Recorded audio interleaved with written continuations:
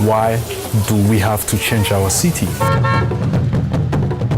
Development comes with its own challenges, but planning is key. Yes, I am aware of the vision of the country, and I'm part of it.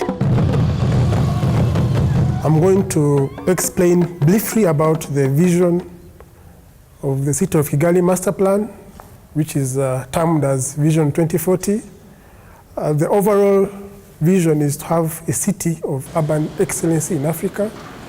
This vision is based on 6 clear and critical goals which we must move by.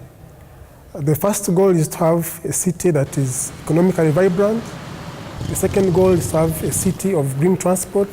The third goal is to have a city that protects and conserves the environment. The fourth goal is to have a city of affordable homes where each and every person in the city can find a home to live in. And the other goal is to have sustainable resource management. All those goals come together to feed into the overall vision of having a city of urban excellency in Africa. Why do we have to change our city? Because first, country is people. Even city is not only about buildings, it's about people. They have a place they have been for 20, 40 years, and it's a place even their grandparents have been before. So you are going to change their life. So you need to teach them how can you change their life. Why are you going to change the place where they have been? You know, some people, they can sleep in their house, but they know that it's their house and their land, but they are happy with their life. When you come and you bring something new to them, they need to learn how to use it.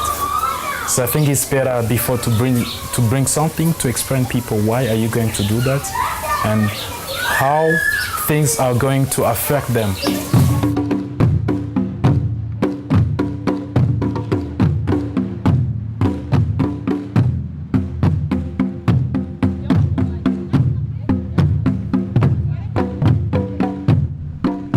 The African man and the African family wants a big garden, big compound, big houses. So when these houses were being proposed, everybody said, like, you know, we are Africans. We're not supposed to live like, you know, some Europeans and Americans in some little flats and small, tiny rooms. So everybody rejected them. The master plan is a very new concept to the city of Kigali, and there are many things we have to adapt to change mindset. But the best and most important thing is we are teaching our people that with the square meters of land that we have in Kigali, it would be practically impossible to house each and everybody if we continue living in the single-family houses. So what happened, a community gathered together and said, like, hang on, these houses will not actually go unoccupied. So some people have to occupy them. So when the first 100 or 50 people got on board, everybody else is like, oh, maybe those houses are good.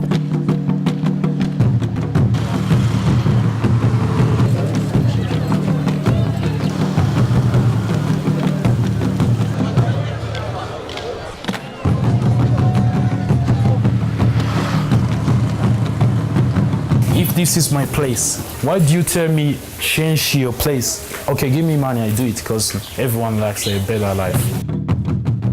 It's a challenge everywhere. I mean, once you have a vision, it creates some controversy, it creates some oppositions, it creates some, you know, some resistance. Development comes with its own challenges, but planning is key. I mean, I'm not a planner, I'm not a city council planner, but I think the more you talk to these people, the more you see that they're actually ahead of their times. They're really thinking, you know, biodiversity, they're thinking about an urban, clean urban planning, urban transportation.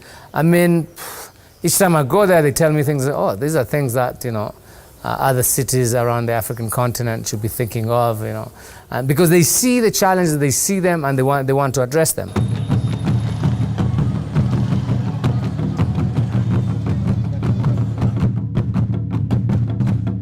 Since we were young, we used to create or build relationship, friendship with our neighbors because we had enough time to do that. And now, if you leave this place, you go in apartments, you know that in the morning you have to wake up, take a tea, go to school, come back, do your stuff. That's your life. I grew up, my mom tell us, oh, bring us sugar and bread. Within 5 minutes, we're running to the store, just neighbor, and then bring it. And the neighbor knew us. There was nothing to worry about. And we will play outside. Everyone knows us, and everyone take care of us. That's the spirit. And now I see that there is no way to do it. And I feel so sad for my girl that she's not going to experience that. You know, the wildness of Africa, the wildness of the people, how they express themselves. Rwandan culture is based on neighborhood concept. It's a neighborhood concept where people stay together in a neighborhood in what is commonly called umudugudu. We do not go very far from that in the master plan. We have what we call townships. Those townships, we have around 6 townships in the city of Kigali. Townships are mixed-use, transit-oriented townships. So it means people stay together in one neighborhood where they can get all the services they need in that neighborhood. So they don't need to walk very far or travel very far. All the services are provided for in that neighborhood.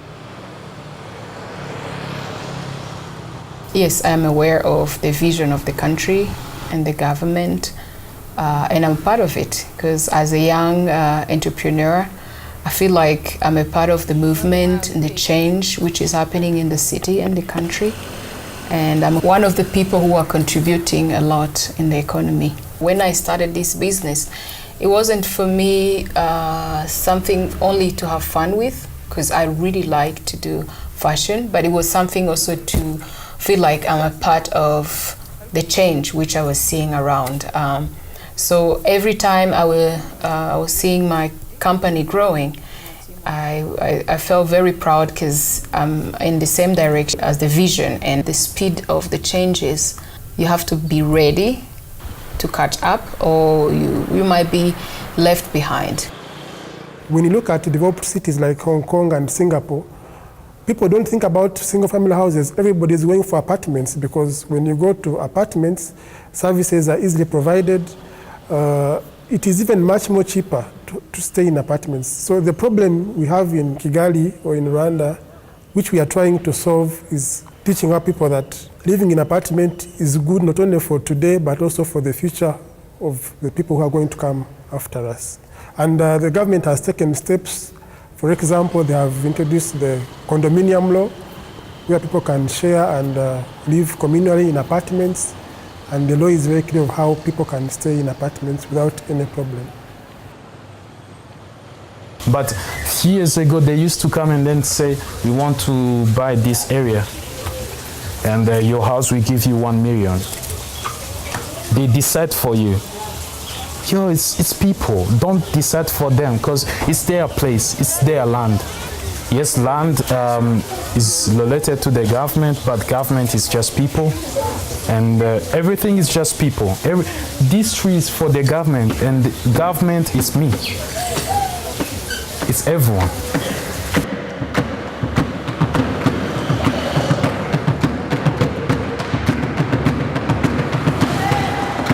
I saw this building, they put a sign of putting it down. It's been like 3 or 4 months ago.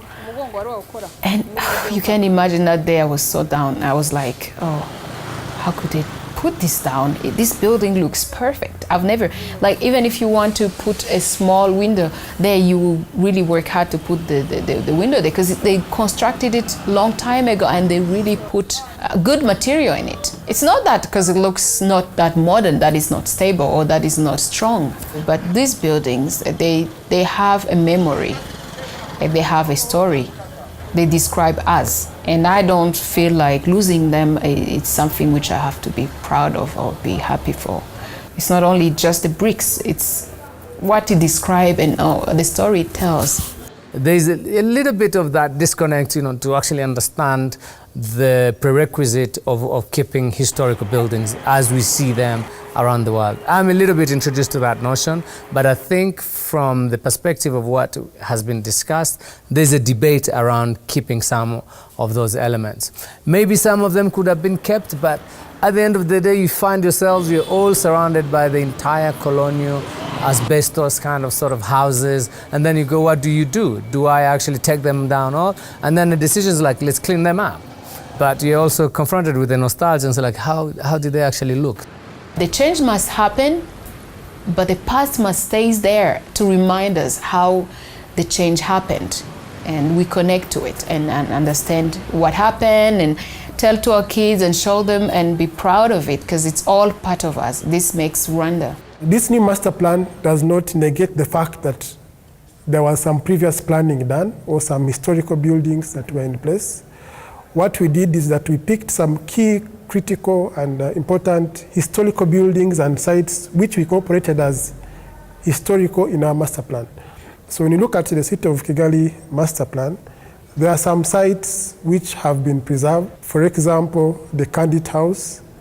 When you go to the commercial side, we have what we call the Heritage Village, where we are trying to preserve in the same architectural look those commercial buildings which were there long time ago. Why we are doing this is not to have all these buildings in the city modern, but we want to preserve our culture, the Rwandan culture in terms of building. Giving an example of the Kigali Convention Center, one of the key landmark buildings in the city of Kigali is a combination of modern, traditional, and cultural architecture, which we are now trying to emphasize in each and every new building coming up. There has to be an element of the Rwandan culture. I would like to actually see a space that is developed like the promenade, where you go, you shop, you meet people, you have a coffee, and you bring some art, some culture and social component to it. I can't say there is a loser or winner, no, because this is something needed. We need to see the good city, of course, and we need development. Yeah, we all know Rwanda 20 or 15 years ago. A lot of our lives we want to see Rwanda like makes people, everyone around the world to say, let's go to this place, like the way everyone wants to go to Dubai, you know. Yeah, that's how we want to see Kigali.